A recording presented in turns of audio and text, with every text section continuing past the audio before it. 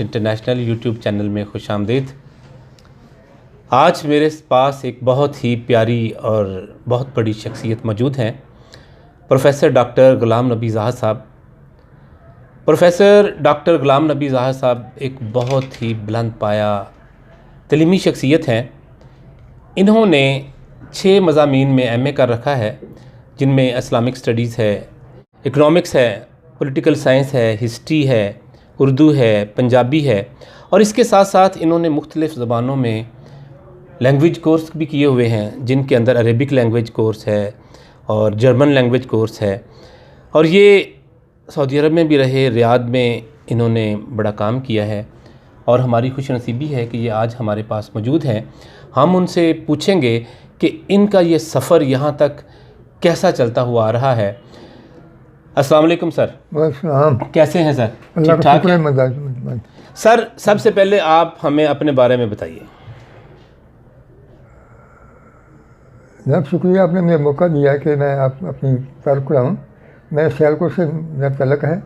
Graduation करने के बाद मैं रेलवे हेडक्वार्टर में मुलाज़िम हो गया। वहाँ पर मैंने स्टोर ब्रांच में काफ़ी खिदमत सर अंजाम दी और वह 34 साल सर्विस की।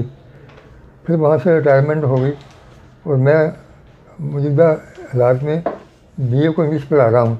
मैंने एमए पहले किया इस्लामियात, दौर था अल्लामा अलाउद्दीन सिद्दीकी का। उन्होंने मेरी बड़ी हौसला अफजाई की। इसके बाद मुझे शौक़ पैदा हुआ माशियात का, तो मैंने फिर एमए माशियत कर लिया। तो इसके बाद उर्दू का एमए किया, फिर पंजाबी का, फिर तारीख़ का, फिर सियासियात का। एमए हिस्ट्री और MA Punjabi, MA history, MA सियासियात में 3 पेपर इंटरलिंक्ड हैं। तो मैंने कहा चले एमए हिस्ट्री कर लिया, एमए माशियत भी कर लिए, तो मेरी अच्छी पोजीशन आई इस तारीख़ में। तो ये मुझे शौक़ था। तो मैंने अरबी ज़ुबान भी सीखी, जर्मन ज़ुबान भी सीखी। अरबी ज़ुबान सीखने से मुझे कुरान फहमी हो गई और जर्मन ज़ुबान सीखने से मुझे पता लगा कि यूरोप में कौन कौन से मुल्क जर्मन ज़ुबान बोलते हैं। तो अल्हम्दुलिल्लाह इल्म का शौक़ था मुझे। मैं बीए को इंग्लिश पढ़ाता हूँ, तो मैं मुतमईन हूँ। नाज़रीन, मैं आपको बताता चलूँ कि प्रोफेसर डॉक्टर हाजी ग़ुलाम नबी ज़ाहिद साहब एक बहुत बड़े शायर हैं। उन्होंने मुख्तलिफ़ शोरा का कलाम जो उर्दू में है और उनका इंग्लिश में जो है उनको जो कन्वर्ट किया है। ये हम पूछेंगे कि उन्होंने कौन कौन से शायर हजरात को जो इंग्लिश में लिखा है, उनकी जो नज़में हैं, उनकी जो पोइट्री है, आपने उसको ट्रांसलेट किया है इंग्लिश में, तो वो कौन कौन सी नज़में हैं? उनमें से कोई एक है कलाम सुनाएं। वो है सागर सिद्दीकी का हर्फ है, दुआ याद हर्फ पे दुआ याद नहीं, मेरे नगमात को अंदाज़े नवा याद नहीं। हमने जिनके लिए बिछाया था राहों में लहू, हम सब ही कहते हैं लिफा याद नहीं। ज़िंदगी जबरे मुसलसल तेरे काटी है, मैंने किस जुर्म की पाई असला याद नहीं। सिर्फ धुंधलाई हुई तारों की चमक देखी है, कौन हुआ कब हुआ मुझसे खफा याद नहीं। कौन कैसे थराएँ सर शाम किसी की आँखें, तो और सजदा करें आलम मदोशी में, लोग कहते हैं सागर खुदा याद नहीं। मुझे ये शेर इनके सागर साहब के अशार मुझे बहुत पसंद आए। इसकी मैंने इंग्लिश पोइट्री की है। फिर वो नारोवाल के शायर हैं कि फैज़ों में फैज़, हम देखेंगे जब तारे साले जाएंगे, जब तख्त दराए जाएंगे। उनमें भी मुझे कोई मज़हब नज़र आया कि वो मज़दूर का नज़र आया, मज़दूर का, गरीब आदमी का। तो मैंने उनको भी मंजूम किया है।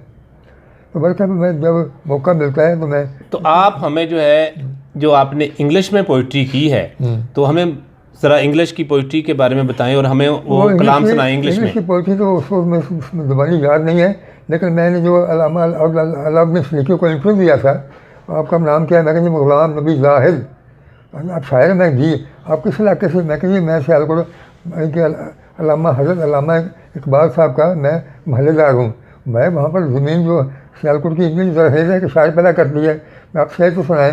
फिर मैंने उनको सुनाया शेर, इश्क का शोला जब उठा, मासवाए मशूक सब कुछ जल गया, देख के लाश से कत्ल गैर हक हुआ, देख इसके बाद बाकी क्या रह गया अल्लाह बाकी सपना, मरहबा इश्क तुझमें मरहबा। तो मैंने इसकी इंग्लिश पोइट्री की है, beyond the heaven beneath the सन।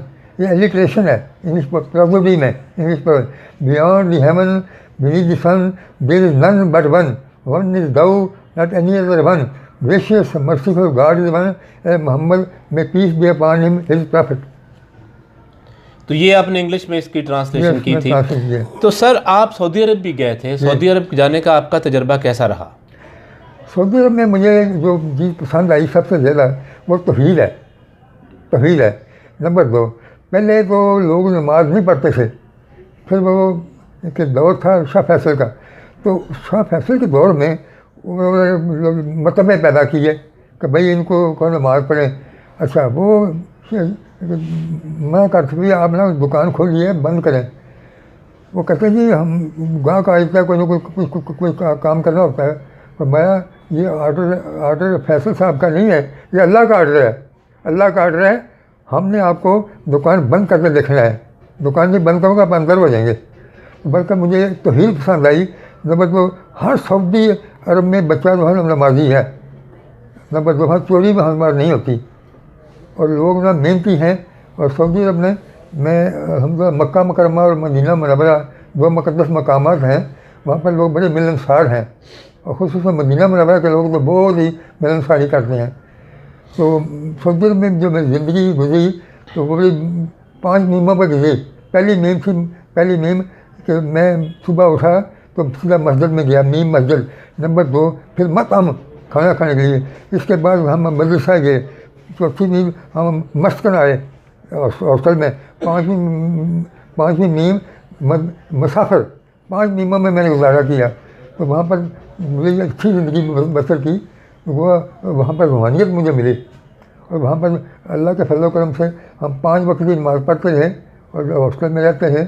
हमारे काफ़ी दोस्त बन गए और अल्हम्दुलिल्लाह मैं अरबी बोल लेता हूँ और मेरी आखिरी स्पीच जो है ना स्पीच सऊदी अरब में वो अरबी ज़बान में है।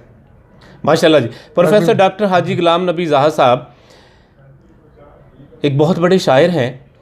जिस तरह एक बहुत बड़े फ़िलासफ़र जनाब माइकल हार्ड ने एक किताब लिखी है 100 अजीम लोग, इस तरह ये अपनी नज़में जो हैं उनकी ये किताब लेकर आ रहे हैं जिसके अंदर 100 अजीम नज़में होंगी और इनका कहना है कि वो नज़में जो हैं एक इनकलाब बर्पा कर देंगी।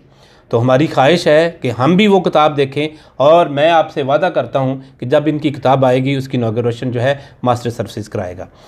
तो मैं चाहूँगा सर कि आप हमारी नई नस्ल जो है उसके लिए कोई पैगाम दें कि वो कामयाबी कैसे हासिल कर सकती है और अपनी ज़िंदगी को किन खतूत पर चलाकर जो है वो कामयाब और कामरान हो सकते हैं। इंसान के लिए 2 चीज़ें बहुत ज़रूरी हैं।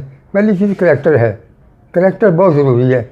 इसके बाद किरदार है, करैक्टर के बाद ना इंसान ना का कैरियर है। जब कैरियर ही नहीं बनेगा तो कैसा मसला होगा। आप कहते हैं कि इंसानियत, ह्यूमैनिटी जब बनती है फर्स्ट ऑफ ऑल आती है मोरलिटी आती है, फिर उसमें आता है फिर हॉस्पिटलिटी आती है, हॉस्पिटलिटी ह्यूमिलिटी आती है, ह्यूमिलिटी के बाद ह्यूमैनिटी है। तो जब इंसानियत आएगी तो इंसान का दोस्त हो जाएगा, तो कभी दुश्मनी नहीं पैदा होगी और इंसान मिलनसार होगा। तो मैं बीइंग माई सेल्फ इकोनॉमिस्ट, महंगाई पर कंट्रोल होना चाहिए। मैं बयाना में रहा हूँ उसमें अपना चीज़ें महंगी होती हैं first day of the year, इसके बाद कुछ कंट्रोल होता है और हमारे मुल्क में हर दूसरे हफ्ते चीज़ महंगी होती है। इसे चेक एंड बैलेंस होना चाहिए। जी नाज़रीन, अगर आप देखें कि अगर हमारे जो फ़िलासफ़र हैं, हमारे जो स्कॉलर्स हैं, जब वो महंगाई के बारे में सोचना शुरू कर देंगे तो माशरे के अंदर वाकई बिगाड़ पैदा हो जाएगा। तो मैं चाहूँगा अपने उन अरबाब इक़्तिदार से कहना चाहूँगा कि उनको चाहिए कि वो महंगाई पर भी कंट्रोल करें और इन्होंने बताया है कि हमें मेहनत करनी चाहिए और अल्लाह ताला की कुदरत पर कामिल यकीन होना चाहिए, तौहीद पर यकीन होना चाहिए। अगर आप कामयाब मेहनत को अपना शौहर बनाएं और जब मेहनत को अपना ज़िंदगी का हिस्सा बना लेंगे तो किस्मत इंशाअल्लाह ताला अपने की बदलनी। तशरीफ़ लाए, ये मेरे लिए एजाज़ की बात है। तो आप तमाम दोस्तों का, नाज़रीन का जो हमें देख रहे हैं उनका तमाम का शुक्रिया। खुश रहें, खुशियाँ बांटें।